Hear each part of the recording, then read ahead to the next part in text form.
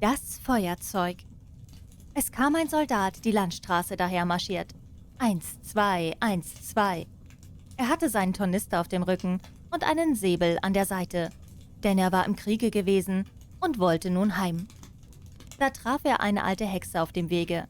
Sie war garstig, ihre Unterlippe hing ihr bis auf die Brust hinab. Sie sagte: »Guten Abend, Soldat. Was für einen schönen Säbel du hast und was für einen großen Tornister. Du bist ein richtiger Soldat. Nun sollst du so viel Geld bekommen, wie du haben willst.« »Schönen Dank, alte Hexe«, sagte der Soldat. »Kannst du den großen Baum sehen?« sagte die Hexe und zeigte auf einen Baum, der an der Seite stand. »Er ist innen ganz hohl. Dort sollst du hinaufklettern bis zur Spitze. Dann siehst du ein Loch, durch welches du dich hinabgleiten lassen und tief in den Baum hinunterkommen kannst. Ich werde dir einen Strick um den Leib binden, damit ich dich wieder heraufziehen kann, wenn du mich rufst.« »Was soll ich denn unten im Baum?« fragte der Soldat. »Geld holen«, sagte die Hexe. »Du musst wissen, wenn du auf dem Grund des Baumes ankommst, so bist du in einem großen Gange. Da ist es ganz hell, denn es brennen über 100 Lampen dort. Dann siehst du 3 Türen. Du kannst sie aufschließen. Der Schlüssel steckt darin. Gehst du in die erste Kammer hinein, so siehst du mitten auf dem Fußboden eine große Kiste, auf der ein Hund sitzt. Er hat ein paar Augen, so groß wie ein paar Teetassen. Doch darum sollst du dich nicht kümmern. Ich gebe dir meine blau gewürfelte Schürze. Die kannst du auf den Fußboden ausbreiten. Geh dann rasch hin und nimm den Hund. Setze ihn auf meine Schürze. Schließe die Kiste auf und nimm so viel Geld, wie du willst. Es ist lauter Kupfer. Wenn du aber lieber Silber haben willst, musst du in das nächste Zimmer gehen. Dort sitzt ein Hund, der hat ein paar Augen so groß wie ein paar Mühlräder. Aber darum brauchst du dich nicht kümmern. Setze ihn auf meine Schürze und nimm dir von dem Gelde. Willst du hingegen Gold haben, so kannst du auch das bekommen, und zwar so viel, wie du tragen magst, wenn du in die 3. Kammer hineingehst. Aber der Hund, der hier auf der Geldkiste sitzt, der hat 2 Augen, jedes so groß wie der runde Turm in Kopenhagen. Das ist ein gewaltiger Hund, kannst du glauben. Aber darum sollst du dich gar nicht kümmern. Setze ihn nur auf meine Schürze, dann tut er dir nichts. Und nimm dir aus der Kiste so viel Gold, wie du willst.« »Das ist gar nicht so dumm«, sagte der Soldat. »Aber was soll ich dir geben, du alte Hexe? Denn etwas willst du wohl auch haben, denke ich.« »Nein«, sagte die Hexe. »Nicht einen einzigen Schilling will ich haben. Für mich sollst du nur ein altes Feuerzeug nehmen, das meine Großmutter vergaß, als sie das letzte Mal unten war.« »Na dann, leg mir den Strick um den Leib«, sagte der Soldat. »Hier ist er. Und hier ist meine blau gewürfelte Schürze.« So kletterte der Soldat nun den Baum hinauf, ließ sich durch das Loch hinuntergleiten und stand unten, wie die Hexe es gesagt hatte, in dem großen Gange, wo die vielen 100 Lampen brannten. Nun schloss er die erste Tür auf. Da saß der Hund mit den Augen so groß wie Teetassen und glotzte ihn an. »Du bist mir ein netter Kerl«, sagte der Soldat, setzte ihn auf die Schürze der Hexe und nahm so viel Kupferschillinge, wie in seine Tasche hineingehen wollten, schloss dann die Kiste, setzte den Hund wieder darauf und ging in das andere Zimmer. Hei, da saß der Hund mit den Augen so groß wie ein paar Mühlräder. »Du solltest mich nicht so lange ansehen«, sagte der Soldat. »Du könntest Augenschmerzen bekommen.« Und dann setzte er den Hund auf die Schürze der Hexe. Doch als er das viele Silbergeld in der Kiste sah, warf er alles Kupfergeld fort, was er hatte, und füllte seine Taschen und den Tornister mit dem lauteren Silber. Nun ging er in die 3. Kammer. Nein, was war das scheußlich! Der Hund darin hatte wirklich 2 Augen, so groß wie der runde Turm, und die rollten im Kopfe herum, gerade wie Mühlräder. »Guten Abend«, sagte der Soldat und griff an die Mütze, denn solch einen Hund hatte er niemals vorher gesehen. Aber als er ihn ein Weilchen angesehen hatte, dachte er, nun genügt es endlich, hob ihn auf den Fußboden herunter und schloss die Kiste auf. Nein, Gott bewahre, was war das für eine Menge Gold! Ganz Kopenhagen konnte er dafür kaufen und die Zuckerferkel der Küchenfrauen. alle Zinnsoldaten und Schaukelpferde in der ganzen Welt. Ja, da war wirklich einmal Geld. Nun warf der Soldat alle die Silberschillinge, mit denen er seine Taschen und den Tornister gefüllt hatte, fort und nahm Gold dafür. Ja, alle Taschen, der Tornister, die Mütze und die Stiefel wurden gefüllt, sodass er kaum laufen konnte. Nun hatte er Geld. Den Hund setzte er wieder auf die Kiste, schlug die Türe zu und rief dann durch den Baum hinauf. »Zieh mich nun hinauf, alte Hexe.« »Hast du das Feuerzeug mit?« fragte die Hexe. »Wahrhaftig«, sagte der Soldat. »Das habe ich reinweg vergessen.« Und er ging und nahm es. Die Hexe zog ihn herauf, und da stand er wieder auf der Landstraße mit seinen Taschen, Stiefeln, dem Tornister und der Mütze voll Geld. »Was willst du eigentlich mit dem Feuerzeug?« fragte der Soldat. »Das geht dich nichts an«, sagte die Hexe. »Du hast ja nun Geld bekommen, gib mir nur das Feuerzeug.« »Schnickschnack«, sagte der Soldat. »Willst du mir wohl gleich sagen, was du damit willst, oder ich ziehe meinen Säbel und haue dir den Kopf ab?« »Nein«, sagte die Hexe. Da schlug ihr der Soldat den Kopf ab. Nun lag sie da, aber er band all sein Geld in ihre Schürze, nahm sie wie ein Bündel auf den Rücken, steckte das Feuerzeug in die Tasche und ging geradeaus in die Stadt. Das war eine prächtige Stadt, und in dem prächtigsten Wirtshaus kehrte er ein und verlangte die allerbesten Zimmer und seine Leibgerichte, denn nun war er reich, da er so viel Geld hatte. Dem Diener, der seine Stiefel putzen sollte, schienen es eigentlich recht jämmerliche alte Stiefel zu sein für einen so reichen Herrn, aber er hatte sich noch keine neuen gekauft. Am nächsten Tage kaufte er sich Stiefel, mit denen er sich sehen lassen konnte, und die schönsten Kleider. Nun war der Soldat ein vornehmer Herr geworden, und man erzählte ihn von all den prächtigen Dingen in der Stadt und von ihrem König und was seine Tochter für eine hübsche Prinzessin war. »Wo kann man sie zu sehen bekommen?« fragte der Soldat. »Man kann sie überhaupt nicht zu sehen bekommen«, sagte man ihm. »Sie wohnt in einem großen kupfernen Schlosse mit vielen, vielen Mauern und Türmen herum.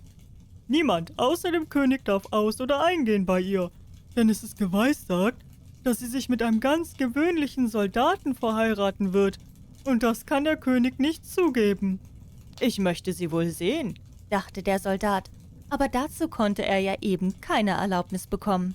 Nun lebte er lustig darauf los, ging ins Theater, fuhr in des Königs Garten und gab den Armen viel Geld, und das war wohlgetan. Er wusste noch aus alten Tagen, wie schlimm es war, nicht einen Schilling zu besitzen. Er war nun reich, hatte schöne Kleider und bekam viele Freunde, die alle sagten, er wäre ein feiner Kerl, ein richtiger Kavalier, und das konnte der Soldat wohl leiden. Aber da er jeden Tag Geld ausgab und nie etwas hereinbekam, so hatte er zuletzt nicht mehr als 2 Schillinge übrig und musste aus den schönen Zimmern, wo er gewohnt hatte, vorziehen, in eine winzig kleine Kammer hinein, ganz oben unter dem Dache, musste selbst seine Stiefel bürsten und sie mit einer Stopfnadel zusammennähen. Und keiner von seinen Freunden kam zu ihm, denn es waren so viele Treppen zu steigen.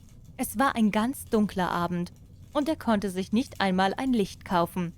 Aber da fiel ihm ein, dass in dem Feuerzeug, das er aus dem hohlen Baum mitgebracht hatte, in welchem ihm die Hexe hinuntergeholfen hatte, ein kleiner Lichtstumpf gewesen war. Er holte das Feuerzeug und den Stumpf hervor. Aber eben, als er Feuer schlug und die Funken aus dem Stein stoben, sprang die Türe auf, und der Hund, der Augen hatte, so groß wie ein paar Teetassen, und den er unten unter dem Baume gesehen hatte, stand vor ihm und sagte: »Was befiehlt mein Herr?« »Was ist das?« sagte der Soldat. »Das wäre ja ein lustiges Feuerzeug, wenn ich so bekommen kann, was ich haben will. Schaff mir etwas Geld«, sagte er zu dem Hund, und wupp, war der fort und wieder da und hielt einen großen Beutel voll Geld in seinem Maule. Nun wusste der Soldat, was für ein prächtiges Feuerzeug das war. Schlug er einmal, so kam der Hund, der auf der Kiste mit Kupfergeld saß.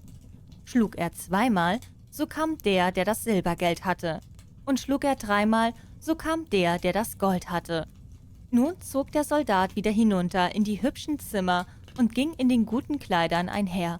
Und da kannten ihn gleich alle seine Freunde wieder, Sie hielten so sehr viel von ihm. Da dachte er einst: Es ist doch merkwürdig, dass man die Prinzessin nicht zu sehen bekommen darf. Sie soll so wunderschön sein, sagen alle. Aber was kann das helfen, wenn sie immer in den großen Kupferschlosse mit den vielen Türmen sitzen muss? Kann ich sie denn gar nicht zu sehen bekommen?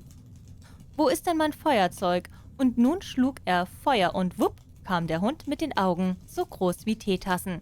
Es ist freilich mitten in der Nacht, sagte der Soldat. Aber ich möchte so herzlich gern die Prinzessin sehen. Nur einen kleinen Augenblick. Der Hund war stracks aus der Tür und ehe der Soldat es gedacht, sah er ihn mit der Prinzessin wieder. Sie saß und schlief auf dem Rücken des Hundes und war so schön, dass jedermann sehen konnte, dass es eine wirkliche Prinzessin war. Der Soldat konnte nicht anders, er musste sie küssen, denn er war eben ein richtiger Soldat. Der Hund lief nun mit der Prinzessin wieder zurück. Aber als am Morgen der König und die Königin Tee tranken, sagte die Prinzessin, sie habe heute Nacht einen wunderlichen Traum geträumt, von einem Hunde und einem Soldaten. Sie hätte auf dem Hunde geritten und der Soldat hätte sie geküsst. Das wäre ja eine schöne Geschichte, sagte die Königin. Nun sollte eine von den alten Hofdamen die nächste Nacht am Bette der Prinzessin wachen, um zu sehen, ob es wirklich ein Traum war oder was es sonst sein könnte. Der Soldat hatte schreckliche Sehnsucht danach, die wunderschöne Prinzessin wiederzusehen, und so kam denn der Hund in der Nacht, nahm sie und lief, was er konnte. Doch die alte Hofdame zog Wasserstiefel an und lief ebenso schnell hinterdrein. Als sie nun sah, dass sie in einem großen Hause verschwanden, dachte sie, nun weiß ich, wo es ist, und malte mit einem Stück Kreide ein großes Kreuz auf die Tür. Dann ging sie nach Hause und legte sich wieder hin, und der Hund kam auch wieder mit der Prinzessin. Als er aber sah, dass ein großes Kreuz auf der Tür gemalt war, wo der Soldat wohnte, nahm er auch ein Stück Kreide und machte Kreuze auf alle Türen in der ganzen Stadt. Und das war klug getan, denn nun konnte ja die Hofdame nicht die richtige Tür finden, wenn an allen ein Kreuze war. Morgens früh kam der König und die Königin, die alte Hofdame und alle Offiziere, um zu sehen, wo die Prinzessin gewesen war. Da ist es, sagte der König, als er die erste Tür mit einem Kreuze sah. Nein, dort ist es, mein lieber Mann, sagte die Königin, als sie die zweite Türe mit dem Kreuze sah. Aber hier ist eins, und dort ist auch eins, riefen alle. Wohin sie sahen, waren Kreuze auf den Türen. Da mussten sie einsehen, dass ihnen das Suchen nichts helfen würde. Doch die Königin war eine sehr kluge Frau, die mehr konnte als bloß in der Kutsche fahren. Sie nahm ihre große goldene Schere, schnitt ein großes Stück Seidenzeug in Stücke und nähte einen kleinen, niedlichen Beutel. Den füllte sie mit feiner Buchweizengrütze, band ihn der Prinzessin auf den Rücken, und als das getan war, schnitt sie ein kleines Loch in den Beutel, so dass die Grütze den ganzen Weg bestreuen musste, den die Prinzessin nahm. In der Nacht kam nun der Hund wieder, nahm die Prinzessin auf den Rücken und lief mit ihr zu dem Soldaten hin, der sie so lieb hatte und so gern ein Prinz gewesen wäre, um sie zur Frau zu bekommen. Der Hund merkte gar nicht, wie die Grütze den ganzen Weg entlang vom Schloss bis zum Fenster des Soldaten streute, wo er die Mauer mit der Prinzessin hinauflief. Am Morgen konnte der König und die Königin genau sehen, wo ihre Tochter gewesen war, und da nahmen sie den Soldaten und warfen ihn in den Kerker.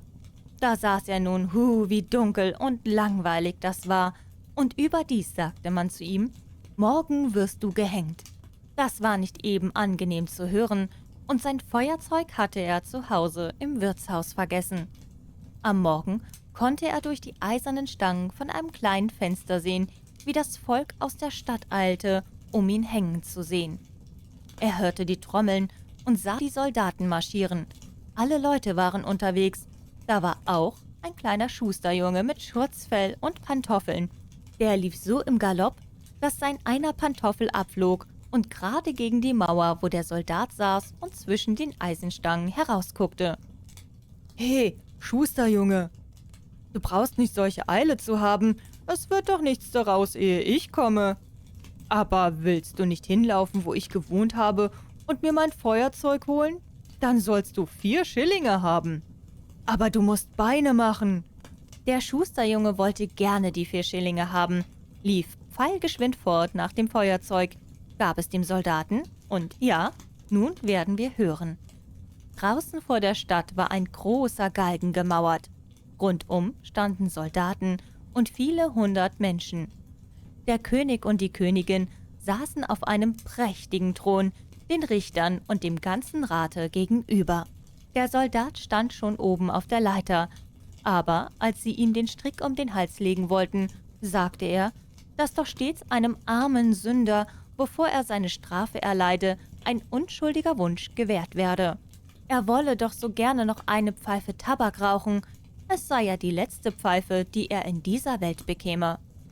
Das mochte der König nun nicht abschlagen, und so nahm der Soldat sein Feuerzeug und schlug Feuer. 1, 2, 3. Und alle Hunde standen da. Der mit den Augen so groß wie Teetassen, der mit den Augen so groß wie ein paar Mühlräder und der Augen hatte so groß wie der runde Turm. »Helft mir nun, dass ich nicht gehängt werde«, sagte der Soldat.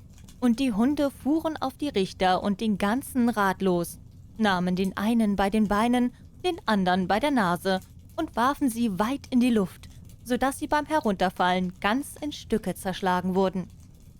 Ich will nicht, sagte der König, aber der größte Hund nahm beide, ihn und die Königin, und warf sie allen anderen nach. Da erschraken die Soldaten, und alles Volk rief, »Lieber Soldat, du sollst unser König sein und die schöne Prinzessin haben.« Dann setzten sie den Soldaten in des Königs Kutsche, und alle 3 Hunde tanzten voran und riefen, Hurra! und die Jungen pfiffen auf den Fingern, und die Soldaten präsentierten das Gewehr. Die Prinzessin kam aus dem kupfernen Schloss heraus und wurde Königin, und das gefiel ihr ausgezeichnet. Die Hochzeit dauerte 8 Tage, und die Hunde saßen mit am Tische und machten große Augen.